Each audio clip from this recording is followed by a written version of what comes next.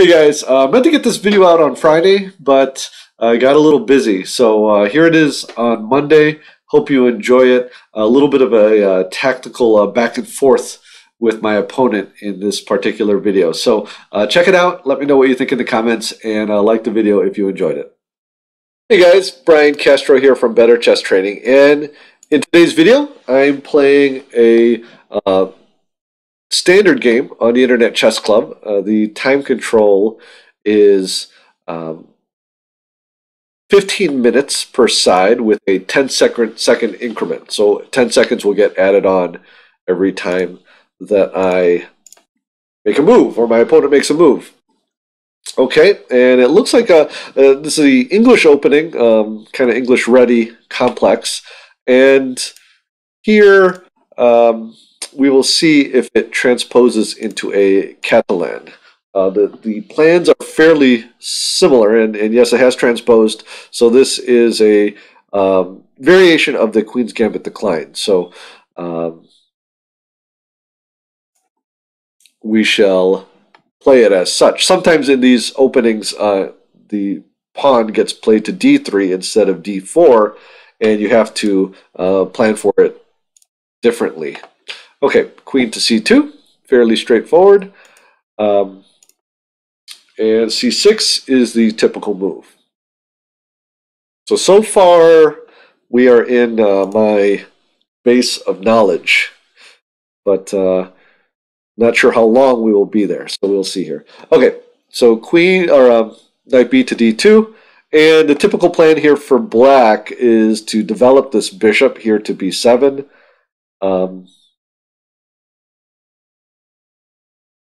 And then see what white does, but maybe at some point look for breaks here with c5 or e5.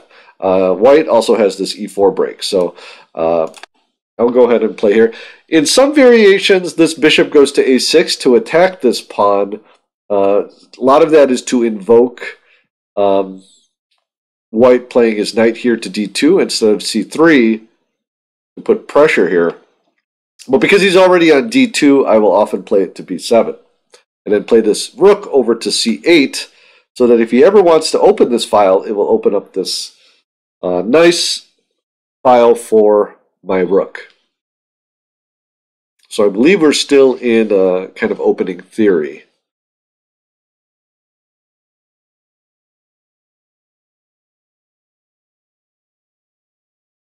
Okay, so e4 comes out, and so sometimes we take here, but what I like to do is to just continue my development. If he ever pushes this e5, I can just drop my knight back and then at some point break with f6 to break up the center. Okay, so I will do that.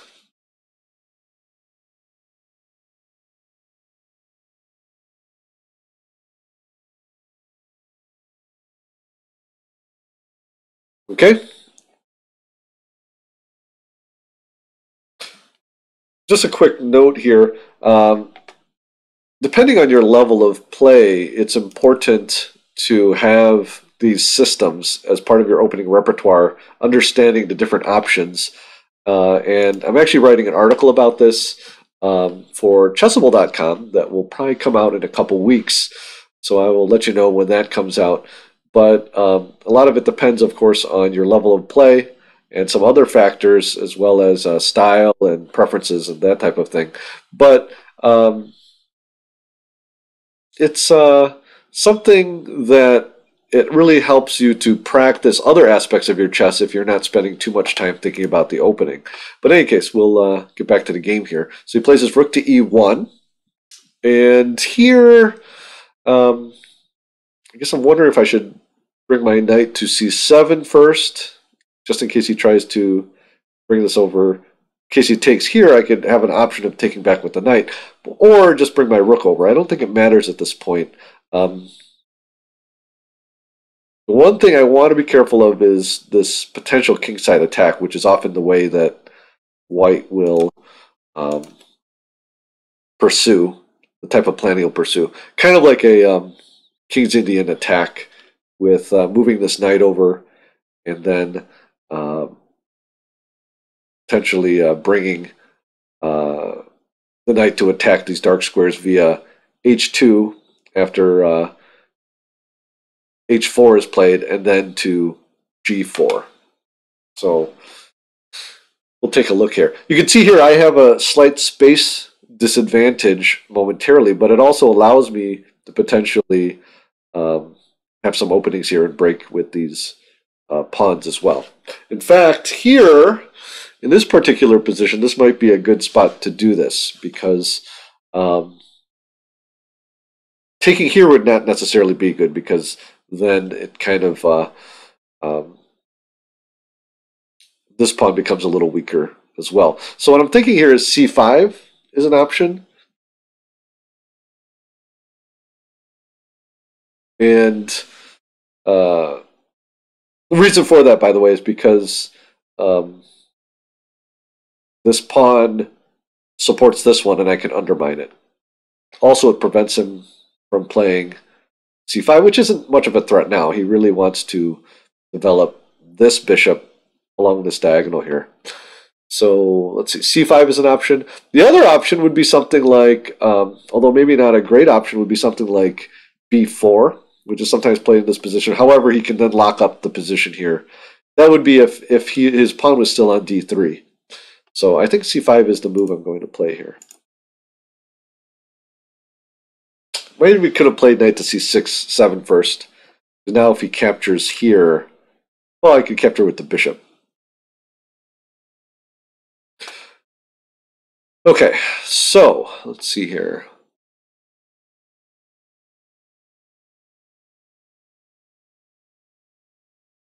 I can now open this file.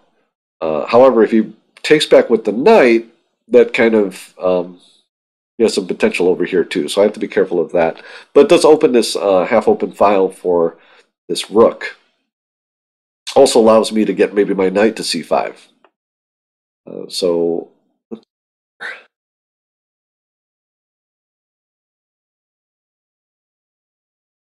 just trying to think if I should do anything in preparation for that first. I think this is fine. That's kind of the idea behind it. It doesn't give me necessarily a big advantage to do it the other way. Okay, so kind of mission accomplished there. Actually, here, now I have an interesting choice. I can actually take on c5, and then if he tries to take back with the knight, then I can attack it perhaps with b5. Let's see that. So d takes, see, I have to be careful because this bishop would be hanging. D takes c4, knight takes c4, and then b5. The only thing there is, well, he does have this knight coming in here, but then I think I would just take his queen first, so that would give me an advantage. The other thing is, so my idea here is that if he kind of is forced to take back with the pawn.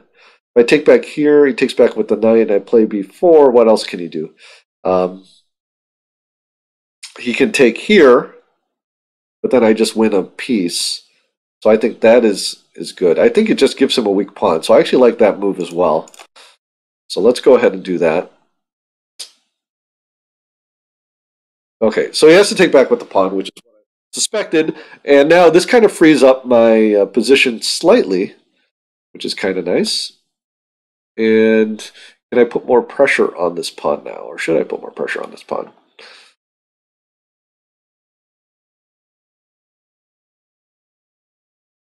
Okay, so this bishop, I don't want to necessarily drive that bishop away because he's actually okay where he is. And I have to be careful of, well, let's see here. Can move this knight to c7 and start getting him in position over here, which might be nice as well. So, let's see, what other options do we have? Yeah, I don't want to see. The only thing is, I'm thinking he might put his rook over here, which is could be annoying. Let's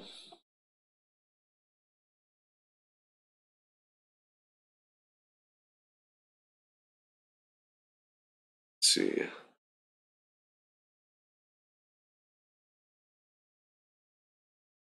want to put the pressure on this pawn eventually, but I don't want to do it too quickly. But so my idea here is queen to c7. Because actually this knight can play a role later if I try to break here, but this doesn't look very promising either at the moment. Queen to c7 is an idea. And then bishop to a6. Let me think quickly. I don't want to spend too much time on this decision. Actually, knight to c7 with knight to a6 ideas kind of have a stranglehold on this square in front here because I don't want him to advance this to get rid of it. And right now I have enough coverage that he'll lose this pawn if he does so. See, right now, because this pawn's pinned, I can even do something like knight to d5, which I don't necessarily want to do right now, but...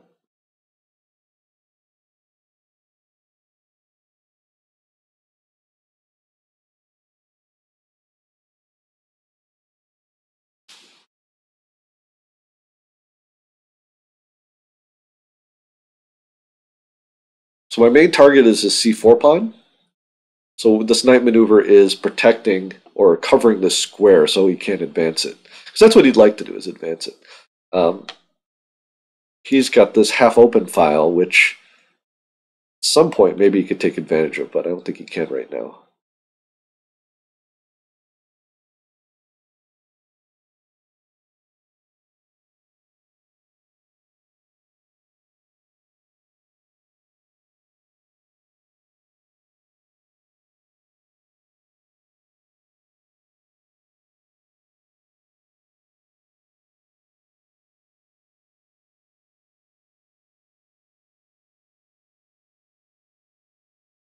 Actually,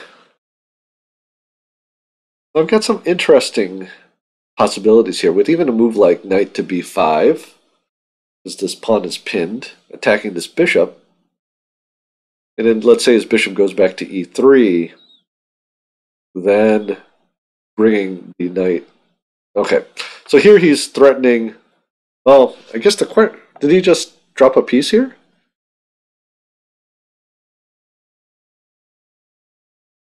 Knight to g5. I think I could just take it with my bishop. Not quite sure what he did there, guys. Oh, okay.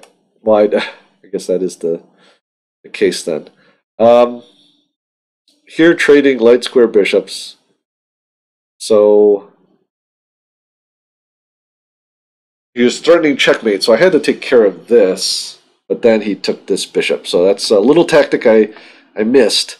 But let's see how we respond to this here.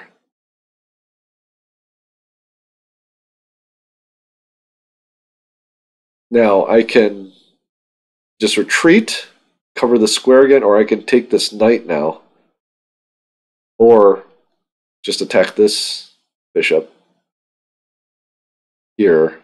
Let's see, taking the knight, and then if he takes my rook, I take his rook. And then if he backs out, then I can do the same. And then we've, who's ahead here? I've got 3 minor pieces versus his 2 minor pieces. If I take his bishop, or I'm sorry, his knight, and he takes back with the queen, then I can move this over. But then I think this bishop is a good bishop for me. I think it serves a lot of purposes here. So I think I'm going to just have to attack this bishop and make him retreat. Okay. Now he is attacking my h7 square. And I think what I can do here is just play... well, I can play h6 or g6. But I don't like g6 because of this hole. This knight can eventually get over there. I'm going to go ahead and play h6, and I can bring my bishop back here.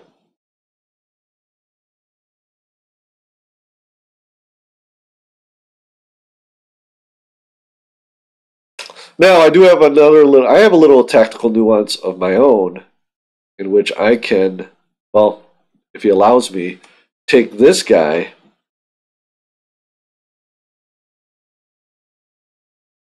No, actually, that doesn't work because he has this check.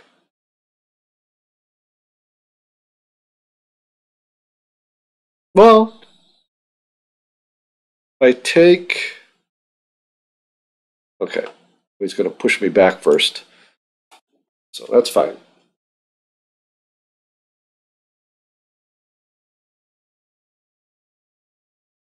Actually, that wouldn't have worked because he could take with the bishop. My idea was to take here, and then if he um, took with the bishop, I would take this. But technically, that didn't work, and so this eliminates that in any case. So let's take a look at the position while we're waiting here. Material is even. I would say that positionally,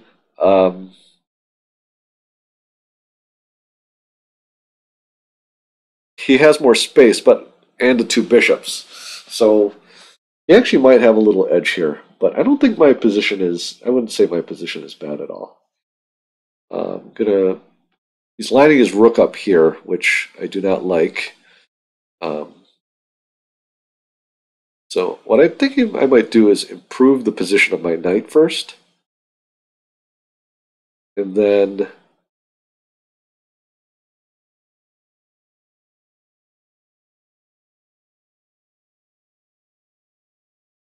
if he wants to trade, I'll still. That's fine. I can always bring this knight around. Okay. Let's see here. Because I don't want to put my queen over here yet. I don't want to move my queen out of the way. Let's see, what is he threatening? Is he threatening anything nasty for me? You know what? Let's improve my knight first. Oh, but then does he get this queen over here? No, but then let's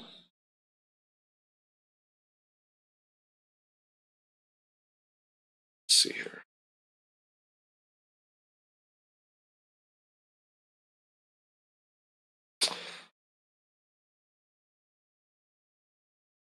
Let's move the queen first. Oh, wait.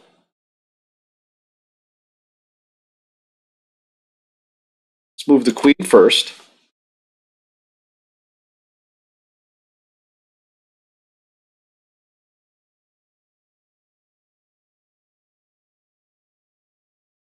Then now I still have this little knight move here. Oh, no, I don't. Because this queen is not pinned any. This pawn isn't pinned anymore. So what I'm doing here is I'm covering this square so I can bring this knight over. And then if he does try to bring his queen over here, for example, to attack that knight, he's protected.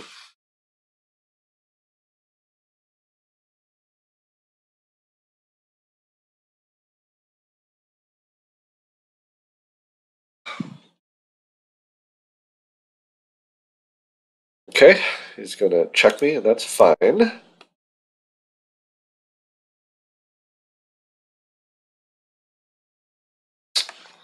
Okay, so here he does have some nasty intentions, but I don't think.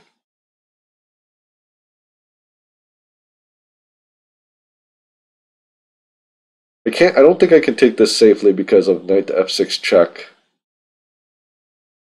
and then checkmate. So that's kind of the trap there. Can I block it off with this? But then after en passant,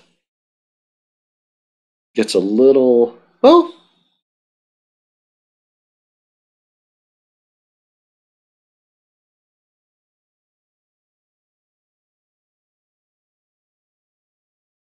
you know what? I think we have to ignore it. And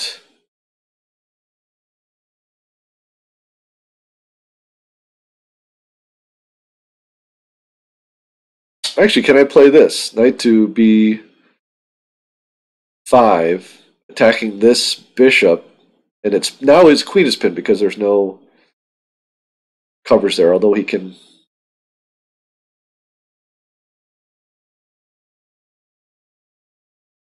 Let's try that. Well, no, because after this bishop moves, this guy is hanging. So knight to I got to play quickly here.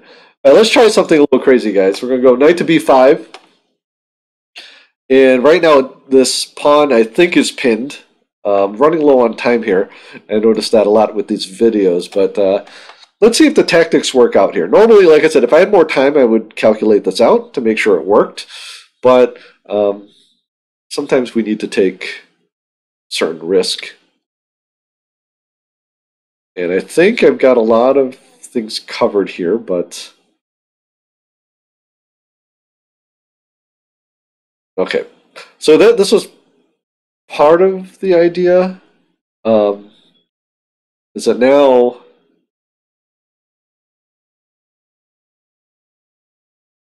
Well, he's got some threats here, too, if I do take these, but...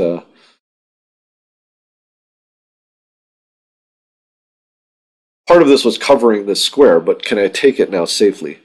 I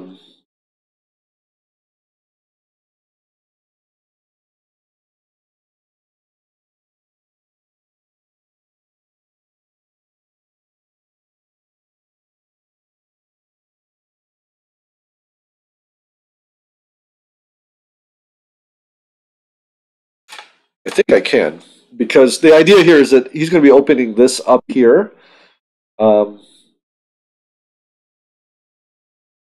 But I think I can get enough counterplay that he cannot take advantage of it. In fact, I can pin this bishop in a second, which I think I'm going to want to do.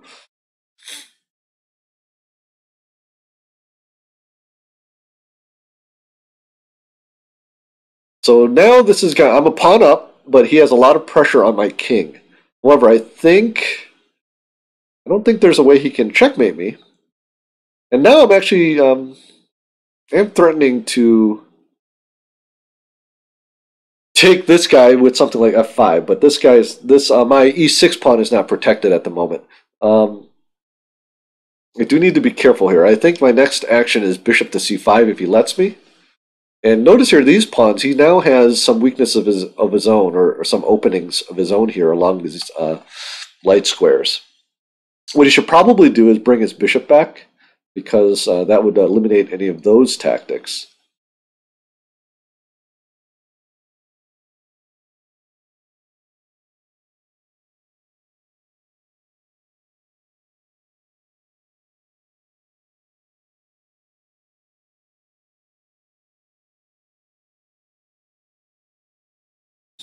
So this game's got a little bit sharper.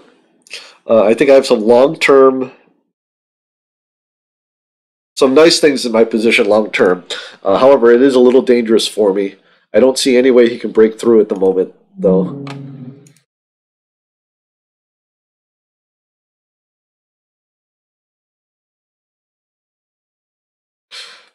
So if I can, so on my wish list, I'd love to play bishop to c5. And if he takes, I take back with the queen with check. And after he does something with his king, play knight to f6. So that would be on my wish list.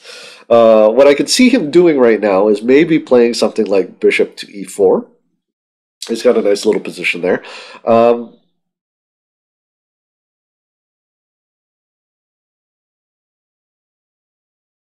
another thing I see is maybe him just moving his king out of the way so that this bishop doesn't get pinned.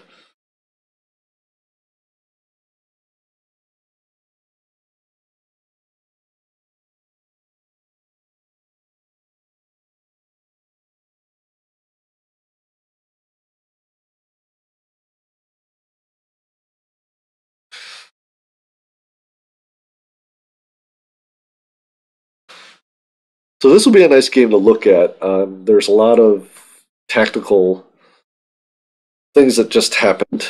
Okay, this is interesting. A little sacrifice here. I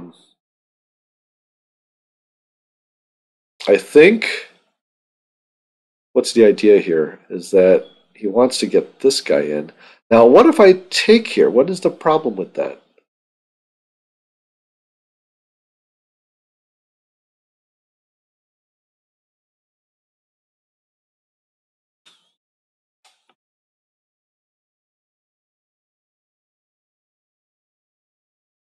if I take here, he brings his queen here. But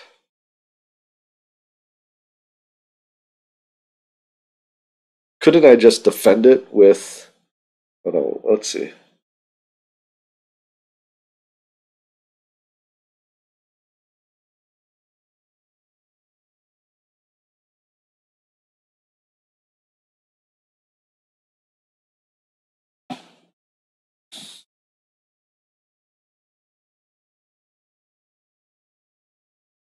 Okay, bishop to c5 pins this bishop, and then if he goes ahead and takes this pawn, I take here with check first, and then I can take that.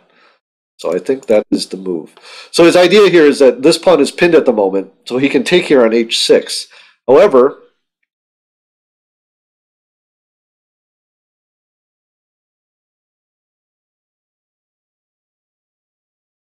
I could then take this with check, so that's the problem he has.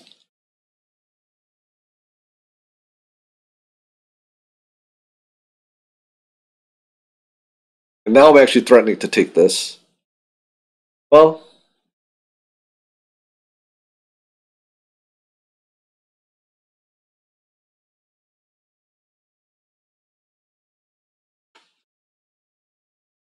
so he actually has a few problems with his position. That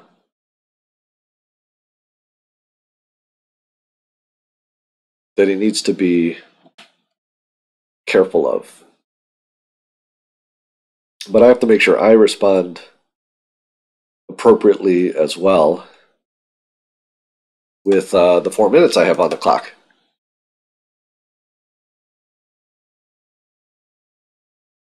Let's take a look here. Right now material is even, but material doesn't matter as much as this counter pressure here. Okay, he's got this rook is on pre, meaning I can take it if I get a move to do so.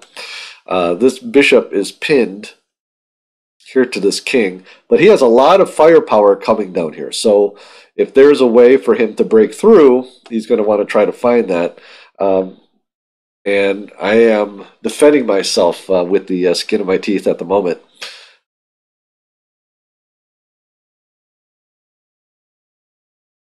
But if I can get this knight into play, you can see my rook here is not really doing much. This rook is actually playing a little bit of a role here, protecting this f-pawn, which could have some ramifications later. But the immediate thing here is that I think I can get out of the danger here because this bishop, which is attacking me and pinning this pawn, is going to be exchanged shortly. Whether he initiates it or I initiate it, we're not sure yet, but we will definitely want to get rid of that. Okay, so brings his rook back. Now he's blocking. Can I just get my knight into play now? Bishop takes, rook takes, and then knight over, and then am I out of trouble?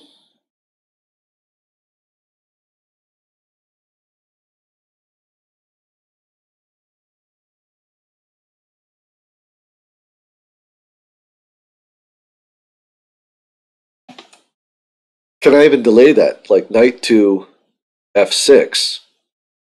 Then if he tries to capture, I capture here with check first.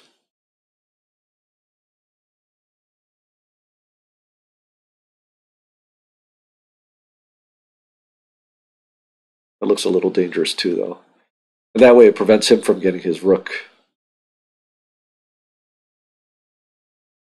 You know what, let's do that. Knight to f6, because I want to let's attack this guy right away. And he has to go back here.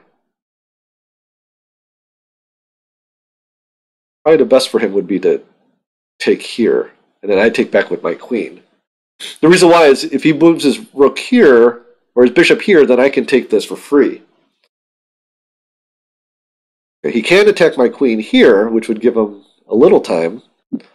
Okay, and that's what he's going to do. Okay,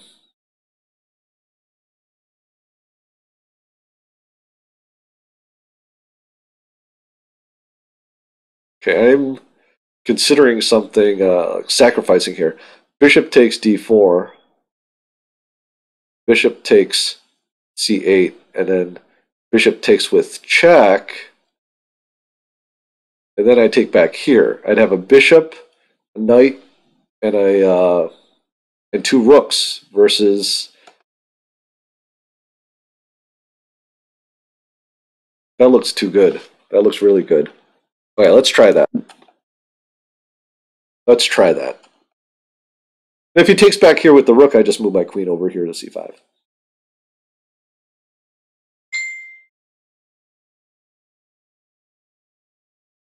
And this is made possible because I can take this rook with check. So his best play right here is to take my bishop. And then I think we've got about an even game. These pawns are a little weak, but he'll have the bishop.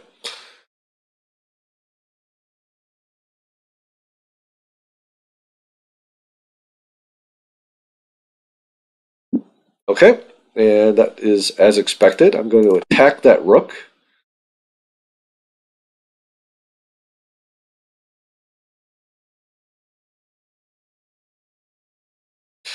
Now, I do have some interesting play here. If he moves this rook out of the way, remember, this rook is pinned. So can I attack that? Okay. He's going to play his rook there. And here, can I attack this rook? What threats does he have? He can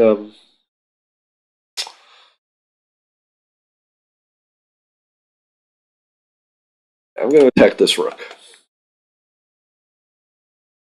Then this one will be pinned. So just notice the difference there. Trying to prevent him from having any time to organize his counterplay.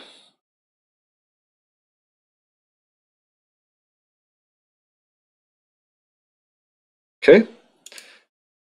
Now this rook is pinned, as you can see.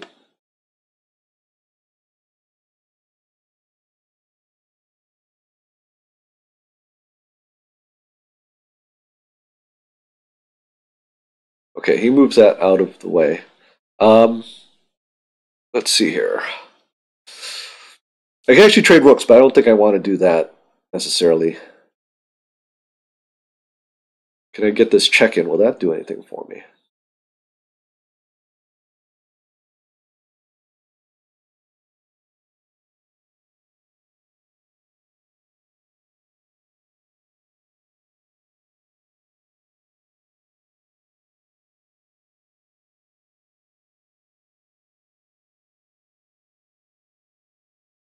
Can attack this pawn. I think I need to just maybe go on the offensive here and attack this pawn. Now, he might try to do something, bring this down here, but I think I have enough time to react to it.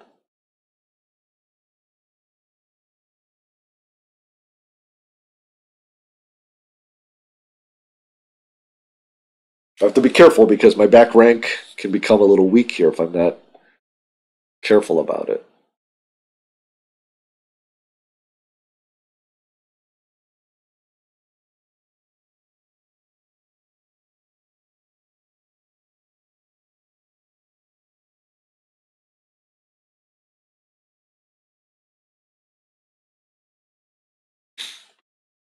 So right now, just trying to put some pressure on his weak points. Both low on time, so it's hard to develop a full plan. But I have to be careful. My back rank's a little weak. The square is covered, so and I'm a little weary of playing g6 because of the sacrifice here, grabbing these two pawns. But then my position's a little vulnerable.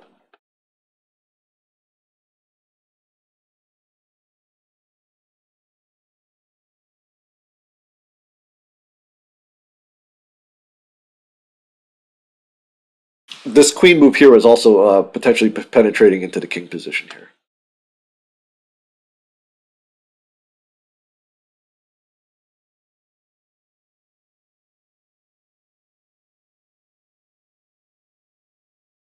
Okay. kind of expected that, and I think I can just play this check here, winning this pawn, and then worst case scenario, drop back here to just defend here. Okay, now, well, I have to be careful because if I drop back here, he can play this move here.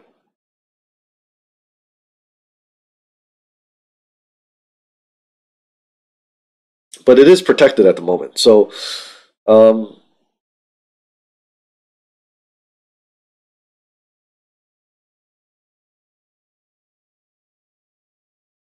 oh, can I play this move? And if he plays here with the bishop, just take the rook, because then this, if he takes my queen, I think I can do that.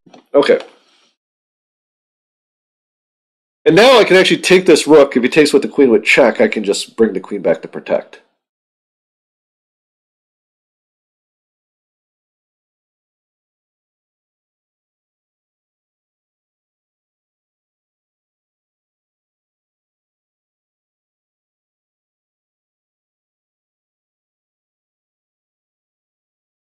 Lots of tactics in this game, so we're going to have to we'll go over these a little bit later to see how what we can learn from it.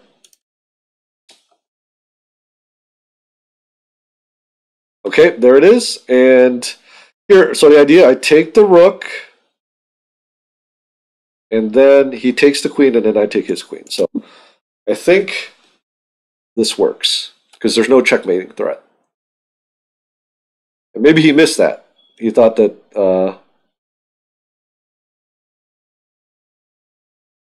See, is he going to resign? Because he's just lost a rook. There it is.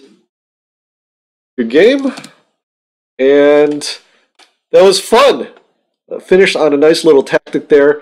And let's take a look at that game and see what we can learn. Okay, in this position, we have a few things going on. First off, I mentioned this. I did not fall for this trap here because double check, and I bring the king over, and I get checkmated. So I luckily did not fall for that. So instead, I made an interesting move, or at least I thought it was interesting. And actually, after some analysis, it looks to be perhaps the best move in the position, knight to b5. So I'm attacking this bishop, as well as taking advantage of the fact that my opponent cannot take this knight, because if he takes it, then of course I will just take back with the queen. So in the game, my opponent played this move, which allowed me to basically win a pawn, although my opponent does have some compensation with all this pressure he has on against my king, but led to a fairly good advantage for myself. Instead, what my opponent could have done was done something like this, just dropping the bishop back. And here, this is where some more tactics come into play. I can play something like knight to a3, attacking the queen and this pawn. And note that the queen can't just move off of this diagonal. If he moves to d3, then I take this pawn. And then if, for example, he takes my knight, then I take his knight. And by the way, this bishop is also in danger after a bunch of exchanges here. Anyways, we're going a little too deep in this, but we can see that after all of the exchanges, I am simply up, looks like the exchange and an extra pawn. Okay, I know that was a little bit of a long line there, but I just wanted to show you that. If he goes back here again. So instead, his best move would be to take here with the bishop. And now I have this bishop nicely placed, having control over here. My opponent has these weaknesses. He does have some pressure on my king and some tactical threats here, but I think this position is about even, but I kind of like black's side a little better because of these pawn weaknesses. Okay, here's the first position we're going to look at. This rook here sacrificed on e6. And definitely one of the things we need to consider is whether or not we can take this rook. And during the game, I was afraid of if I took this rook, then queen to g6, obviously threatening mate here, and I was a little worried about how I would deal with it. However, again, as I mentioned during the game, this rook plays an important defensive role, and it allows me to play knight to f6. And I didn't actually see this during the game, or I didn't really consider this, otherwise I maybe would have taken the rook. Then if he takes with his bishop, rook takes f6, just simply threatens the queen. The queen has to back up, and if we want to, we can just get the check in to get the bishop out of danger. And after the king moves, say over here, okay, then we are winning. We are up a rook, and even though we have a little, it's a little dangerous here for me, he actually has to think about danger to his position as well. So definitely a winning. Taking the rook would have been definitely winning. The move I did play during the game isn't losing per se, and in fact does lead to a slight advantage, but taking the rook would have been the best move tactically in this position. Okay, just want to look at this position again, where he attacks my queen, and I made the decision to capture here on d4. After bishop takes d4, he made the correct move of taking here on d4. And I just wanted to show you what happens here. If the bishop takes the queen on c8, then we get this in-queen check. Bishop takes e3 check, and this is the key to this this decision. And after he moves his king out of the way, we just take back here, and we can see these two rooks cancel each other out. So we have a rook, a knight, and a bishop for this queen, which if we use our basic value of the pieces, 3 points for our minor pieces and 5 for the rook, that's 11 versus 9 typically for the queen. And even though those are, it all depends on the position. In this particular position, I think it's a pretty good deal. Our opponent also has these weak pawns, and there's this nice c5 square for either my knight or my bishop to latch onto or to root itself onto. So luckily my opponent, or fortunately my opponent, being fairly strong, avoided that trap. Okay, just want to recap the final part of the game in case you missed some of the tactics, and he resigned before we can see the result of it all. In this game I played queen to a4, protecting this rook. And the idea here is that I had seen this fork. And the idea there is, of course, if I take here, then he takes here with check, right? But the part that he did not see is that I can simply take, and now his bishop is pinned, which is why he resigned. But if he takes here, just to show you, then you can see here I'm up a whole rook, and should be fairly easy to win from there. So I just wanted to show you that final part of the game. Hey guys, I hope you enjoyed that video. A little bit of a tactical game, and we're going to get into those sometimes where both sides have pressure on each other, and it's important to keep a cool head. It also shows the importance of really having these tactics at your command. Especially, this is a fairly short time control. It's not a blitz game, so I had some time to think and have some strategic ideas. But it's important not to have to spend a lot of time seeing all the forks and the pins and the different tactical motifs that we saw throughout this whole game. So hopefully that will inspire you to continue with your tactical training, as well as continuing studying your opening systems as we discussed during the game. So hope you enjoyed that video, and if you are new to this channel, consider subscribing. Better Chess Training is about helping you to become the hero of your chess journey, and I'd love to join you on that journey. So hit that subscribe button, and looking forward to seeing you in a future video.